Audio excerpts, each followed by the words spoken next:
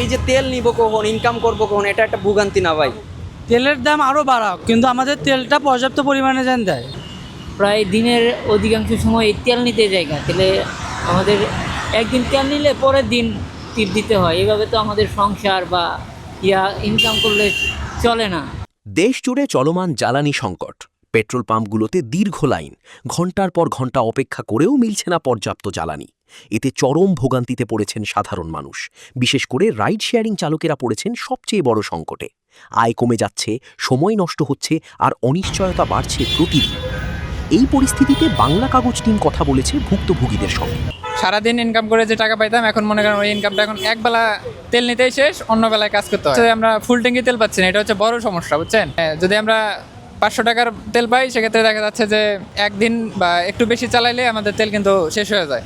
আবার লাইনে দাঁড়াতে হয়, আবার মনে করেন যেদিন লাইনে দাঁড়াবো ওদিন তো দিন শেষ, অর্ধেক দিন চলে যায়। সেক্ষেত্রে দেখা যায় ইনকাম আমাদের অর্ধেকেরও নিচে নেমে চলে আসছে এখন। তেলের দাম আরও বাড়াক, কিন্তু আমাদের তেলটা পর্যাপ্ত পরিমাণে যেন দেয়। বাজারের অবস্থা, কাস্টমার তো সেটা বুঝবে না। কাস্টমার তো বুঝে শুধু আমরা আগে যে রেটে গেছি এখনও সেই রেটেই যাব। সরকারের কাছে একটাই চাওয়া যে তেলের দাম যেহেতু বাড়ছে, আমাদের তেল স্বাভাবিক করে দেব।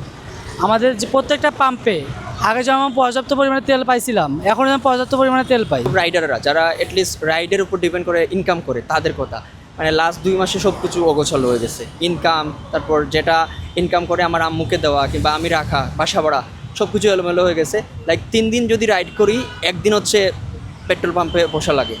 সো যেহেতু 1.5 মাসে মানে ইনকামটা পুরা হচ্ছে এলোমেলো হয়ে গেছে, তার ভিতরে আবার তেলের দাম বাড়া। তেলের দাম বাড়ার সাথে আমি কিন্তু আমার পাঠাও থেকে, উবার থেকে কোনো ধরনের বাড়তি কোনো টাকা পাচ্ছি না। আমি যেহেতু অ্যাপস ডিপেন্ডেন্ট, আমি অ্যাপসেই ভাড়া মারি। সো আমার তেল নিতেই টাইম চলে যাচ্ছে, তারপর তেলের দাম বাড়তি, এখান থেকে আর কোনো টাকাও পাচ্ছি না। মানে পুরোটাই একটা ভোগান্তি আর কি। আমি আসলে আমার ভিতরে যেই কথাগুলো আমি বলতে পারতেছি না। আশা করি মানে আমি কি বলতে যাচ্ছি একটু হইলে বুঝতে পারছেন। তেলের দাম বাড়াটা পুরোটাই অযৌক্তিক। আমি জানি না কোন কারণে দাম বাড়ানো হয়েছে। আচ্ছা, তেলের যদি সংকটই থাকে, তেল যদি দেশে নাই থাকে, তাহলে আমরা বসে থাকবো। তেল নাই মানে তেল নাই, বসে আছি। কিন্তু তেলের দাম বাড়ানোর পরে কি আসলে সাপ্লাইটা নর্মাল হয়েছে কিংবা হবে? আমি আসলে যদি কাউকে পাইতাম এরকম প্রশ্নটা করতাম। পুরোটাই হচ্ছে আমাদের যারা রাইড শেয়ার করি এটার উপর ডিপেন্ডেন্ট, তাদের জন্য ভোগান্তি পুরোটাই। এই যে তেল নিব কখন, ইনকাম করব কখন, এটা একটা ভোগান্তি না ভাই?